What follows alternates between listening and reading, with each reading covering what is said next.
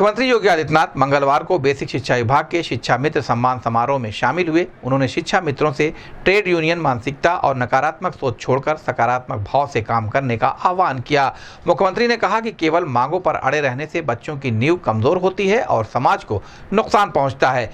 पहले देश फिर हम की भावना के साथ कार्य करना जरूरी है। उन्होंने बताया कि सरकार ने शिक्षा मित्रों को लंबित मांगों को टकराव नहीं बल्कि संवाद से हल किया। पिछली सरकारों पर निशाना साधते हुए कहा कि उनके गलत फैसलों के कारण सुप्रीम कोर्ट ने शिक्षा मित्रों की सेवाएं समाप्त करने का आदेश दिया था, जिसे 1.5 लाख परिवारों पर संकट आ गया था। वर्तमान सरकार ने उनकी सेवाएं जारी रखी और मानदेय 3,500 रुपये से बढ़ाकर पहले 10,000 और अब 18,000 रुपये प्रतिमाह कर दिया है, जो अप्रैल से लागू है।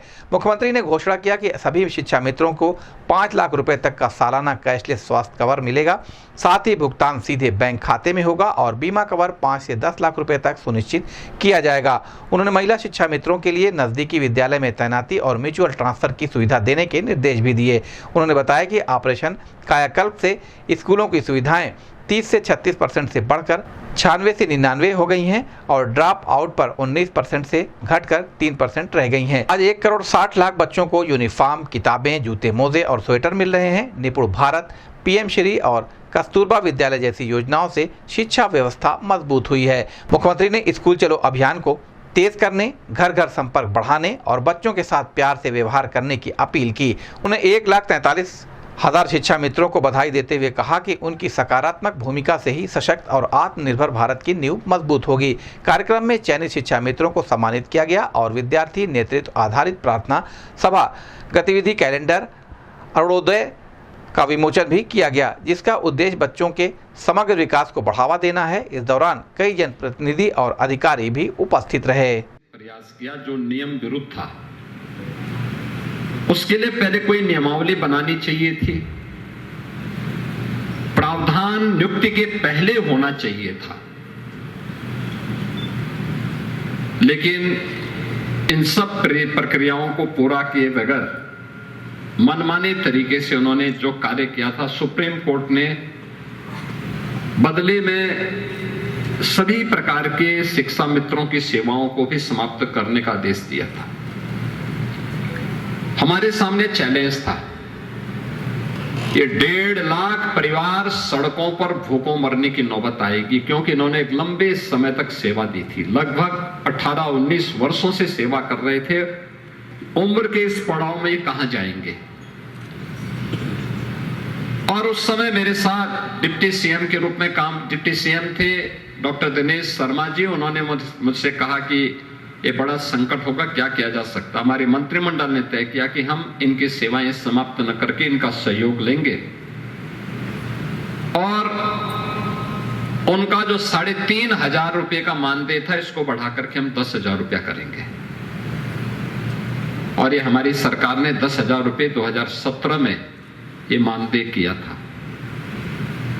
हम चाहते थे कि समय समय पर फिर इसको हम कुछ न कुछ करें, लेकिन आप लोगों के बीच में कुछ ऐसे चंदा वसूलीबाज आ गए थे, जिन लोगों ने आपका शोषण किया, आपका दोहन किया, आपके साथ न्याय न हो इसके लिए विपक्षी दलों के षड्यंत्र का शिकार आपको बनाया।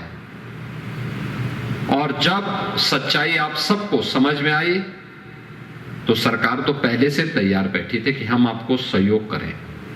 और आज मुझे बताते हुए प्रसन्नता है कि 1,43,000 शिक्षा मित्रों को सरकार ने सीधे अब 18,000 रुपये का मानदेय देने का निर्णय लिया है और वह इसी महीने से घोषित भी हो गया है।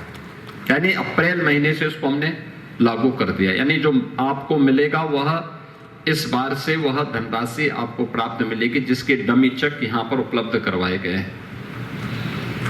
साथ साथ सरकार ने यह भी तय किया है, क्योंकि जैसे आज ही सुबह मैं जनता दर्शन कार्यक्रम में था,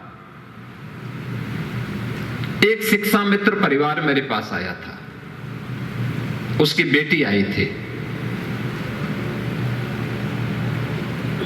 गंभीर रूप से बीमार है, उपचार का कोई साधन नहीं। उसने कहा कि और डायलिसिस की कोई व्यवस्था हो जाती, तो हमने कहा भी फ्री में डायलिसिस तो हम वैसे ही करवा देते हैं, लेकिन साथ साथ 5 लाख रुपए का तो हमने आपको कैशलेस सुविधा भी दे दी है और हम चाहेंगे कि शीघ्र इसको लागू करवा दिया जाए।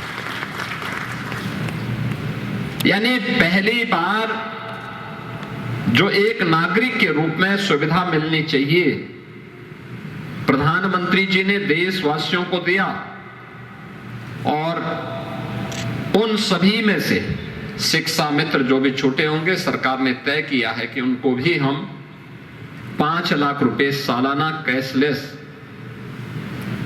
स्वास्थ्य कवर देंगे और वह सुविधा भी हमने इसको जारी कर दी है। बहुत शीघ्र हम उसका एक समारोह करके उसको भी हम आप सबको प्रदान करेंगे और जो जरूरतमंद हैं उनको तत्काल उपलब्ध करवाने के लिए बेसिक शिक्षा परिषद को कार्रवाई भी आगे बढ़ा देनी चाहिए। हम लोग ये भी चाहते हैं, अब तो ऐसा है नहीं कि पैसा कोई व्यक्ति किसी को चेक देता हो या नगद देता हो, अब तो पैसा सीधे अकाउंट में जाता है। 1,43,000 अच्छी खासी संख्या है। 1,43,000 संख्या को अगर बेसिक शिक्षा परिषद तत्काल बातचीत करे, बैंक से बात करे, किसी एक बैंक के माध्यम से वो पैसा इनके अकाउंट में जाए और वह पैसा उनके अकाउंट में रहेगा, तो वह बैंक इनको सामाजिक सुरक्षा की गारंटी भी दे देगा। यानी 5 लाख से लेकर 10 लाख तक की किसी भी शिक्षा मित्र के साथ कोई घटना दुर्घटना होती है तो बैंक उनको उतना बीमा कवर उपलब्ध करवा देगा। और यह व्यवस्था भी हमें अब इनके साथ करनी चाहिए। यह व्यवस्था बेसिक शिक्षा परिषद को तत्काल लागू करना चाहिए। यानी एक साथ 3 कवर। मानदेय आज आपका 18,000 आज से आपको मिलना प्रारंभ हो गया। कैशलेस की 5 लाख की सुविधा और साथ साथ यह भी प्रक्रिया आगे बढ़ जाती है सोशल सिक्योरिटी की, तो वह कोई भी बैंक इसमें आपको ये सुरक्षा प्रदान करने को तैयार होगा। हम लोगों ने बहुत सारी संस्थाओं को उपलब्ध करवाया है, हमने बहुत सारी संस्थाओं को उपलब्ध करवाया है और ये केवल आपके अकाउंट उसमें होने पर यह सुविधा आपको उपलब्ध हो सकती है। और सामूहिक रूप से 1,43,000 काफी बड़ी संख्या है।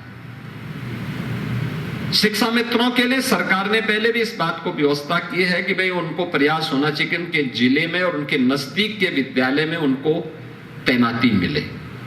जो महिलाएं, खासतौर पर जो बेटियां शादीशुदा हैं, अपने मायका के में पहले भर्ती हुई थी, बाद में वो ससुराल में चली गई, उनका ब्याह हो गया, तो उनको नजदीक का कोई विद्यालय उनको मिले या म्यूचुअल ट्रांसफर की व्यवस्था भी उनको होनी चाहिए। तत्काल उसमें निर्णय करके हमें उस समस्या का समाधान का रास्ता भी निकाल देना चाहिए। और इसीलिए ये इतना कुछ सरकार कर रही है। याद रखना, हमें इस बात को ध्यान में रखना होगा कि आज का समय सकारात्मक सोच का है, सकारात्मक सोच का है। और आप शिक्षक हैं, एक शिक्षा जगत से जुड़ा हुआ व्यक्ति अगर सकारात्मक सोच का नहीं है तो वह तो समाज के पुण्य क्षति कर देगा। हमारा नेचर ट्रेड यूनियन जैसा नहीं हो सकता, नहीं हो सकता। हमें तो सकारात्मक भाव के साथ कार्य करते हुए समाज के लिए, जिन बच्चों को एक अभिभावक बड़े विश्वास के साथ हमारे पास भेज रहा है,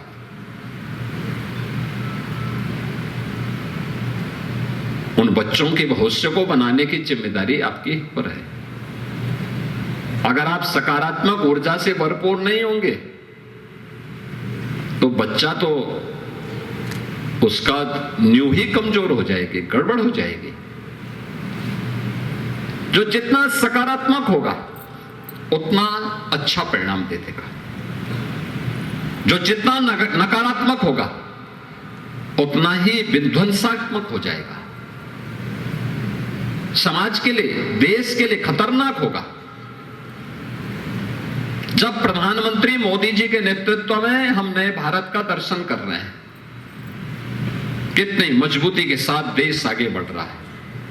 हर एक क्षेत्र में भारत ने प्रगति के नित नए प्रतिमान स्थापित किए हैं। उन स्थितियों में सबसे बड़ी भूमिका किसी की होती है तो नींव के पत्थर के रूप में शिक्षा की, और उसमें बेसिक शिक्षा की सबसे बड़ी भूमिका होने जा रही है। जितनी मजबूत नींव आप खड़ा करेंगे उतना ही सशक्त भवन उसमें बनेगा। और मुझे प्रसन्नता है कि गत 9 वर्ष में बेसिक शिक्षा परिषद ने इस दिशा में बेहतर प्रयास किया है। उत्तर प्रदेश को हम लोगों ने हर एक क्षेत्र में आगे बढ़ाया, लेकिन वो परिवर्तन दिखता है। ऑपरेशन कायाकल्प, आज विद्यालयों में आप जाइए, क्या परिणाम है।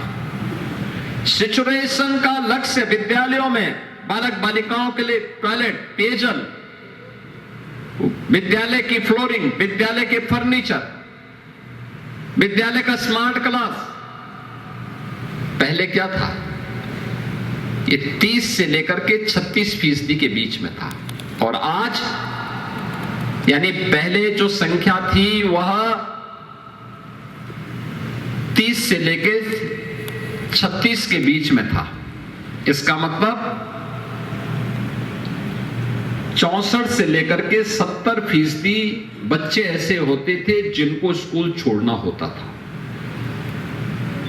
आज सिचुएशन का लक्ष्य हमारा 96 से लेकर के 99% तक पहुंच चुका है। इसका मतलब इन विद्यालयों में सभी प्रकार की सुविधाएं उपलब्ध करवाई गई हैं। और परिणाम क्या है, ड्रॉप आउट रेट 19% से घट करके 3% पे आया है। जो बच्चे असमय स्कूल छोड़ते थे, एक बच्चे का स्कूल छोड़ने का मतलब केवल स्कूल नहीं छोड़ता, एक बच्चे का स्कूल छोड़ने का मतलब एक राष्ट्रीय क्षति भी है, समाज की क्षति है। आप समाज को एक नकारात्मक सोच के साथ, एक ऐसी बिना मांगे बिना ट्रेनिंग के ऐसी फौज के साथ झोंक दे रहे हैं, ऐसे लोगों को दे रहे हैं जो किसी न किसी रूप में समाज के ऊपर बोझा बनने जा रहे हैं। उसका कारण कोई पूछता नहीं था, क्या कारण है, कोई नहीं पूछता था। यानी बालिकाएं स्कूल नहीं जा पा रही इसलिए क्योंकि वहां उनके लिए पेयजल नहीं है, उनके लिए टॉयलेट, सेपरेट टॉयलेट नहीं है, सुरक्षा की कोई व्यवस्था नहीं है। आप सोचो, आज के दिन पे 1,60,00,000 बच्चों को हम लोग 2 uniform, bag, books, shoes, socks, sweaters ये सब उपलब्ध करवा रहे हैं, बुक्स उपलब्ध करवा रहे हैं। 2017 के पहले नहीं मिल पाता था, नहीं मिलता था। इतने बच्चों को दिया जा रहा है, पढ़ सके, स्कूल चलो अभियान चल रहे हैं। हर बच्चे के मन में पढ़ने की एक तमन्ना हो, ये उसका अधिकार भी है। उसके अभिभावक की जिम्मेदारी बनती है, शिक्षक की भी जिम्मेदारी बनती है, और समाज की भी जिम्मेदारी बनती है कि हम इस राष्ट्रीय कार्य में हम भी सहयोग करें। और मुझे प्रसन्नता है, बेसिक शिक्षा परिषद में ड्रॉप आउट रेट को कम करने, ऑपरेशन कायाकल्प के माध्यम से देश के अंदर कुछ मॉडल देने, निपुण भारत अभियान के अंदर कुछ बेहतर करने का कार्य किया। कस्तूरबा गांधी विद्यालय में गरीब बच्चियां जहां पढ़ती थी, गरीब परिवारों की बेटियां जहां पढ़ती थी, 8वीं तक थे, उन्हें 12वीं तक करने का कार्य किया। और इस बार तो यह भी तय किया गया कि जिन विकास खंडों में कस्तूरबा गांधी विद्यालय नहीं है, वहां पर बेटियों के लिए रेजिडेंशियल विद्यालय वहां पर भी बनेंगे, उस पर भी पैसा उपलब्ध करवाया गया। पीएम श्री विद्यालय, अटल टिकरिंग लैब, सीएम कंपोजिट विद्यालय, अटल आवासीय विद्यालय, एक मॉडल बन रहा है। ये प्रयास करने से होता है, प्रयास। आपने देखा ना, मैं देख रहा था अभी, ये परिवर्तन है। 17 के पहले हम जब स्कूल में आते थे, बच्चों को पूछते थे बेटा पढ़ो इस लाइन को, नहीं पढ़ पाता था। अभी मैं देख रहा था दूसरी क्लास की 2 बेटियां मेरे सामने पूरा का पूरा पेज पढ़ जा रही थी, पूरा पेज पढ़ जा रही। ये है प्रोग्रेस। मैथ्स के तिनकोनिया नंबर 3 की जो बालिकाएं जहां यहां जो मेरे सामने पढ़ रही थी, इससे पहले विद्यालय नहीं था, 17 के पहले हुआ, लोगों ने उसको हर सुविधा से वंचित करके रखा हुआ था। आज वह भी वहां देखने को मिला।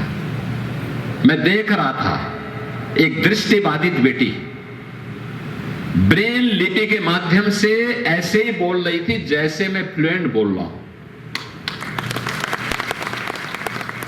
यह है हमारी प्रोग्रेस। मेरी प्रोग्रेस मेरे कहने से नहीं होगा। मैं भी देख रहा था, जब मैं यहां आ रहा था तो हमारे सांसद जी रवि किशन जी मेरे सामने आए, कहा कि आपने मुझे बधाई नहीं दी। मैंने कहा काहे की बधाई? कहा कि मुझे पीएचडी की उपाधि मिली है। अबे हमने कहा मानद उपाधि है वो, आप ये कह रहे मैं प्रोफेसर लिखूंगा। अरे हमने कहा प्रोफेसर लिख नहीं सकते आप, वो मानद उपाधि है। आप उस डिग्री को लेकर के जाएंगे तो आपको उसके नाम पे नौकरी नहीं मिलनी है। आप केवल उसको टांग सकते हैं अपने साथ में, गले में टांग करके लटका के जाइए। कह रहा डॉक्टर लिखूंगा, तो अब डॉक्टर ऐसा डॉक्टर बनकर के कहीं उपचार करने चला गया तो क्या होगा?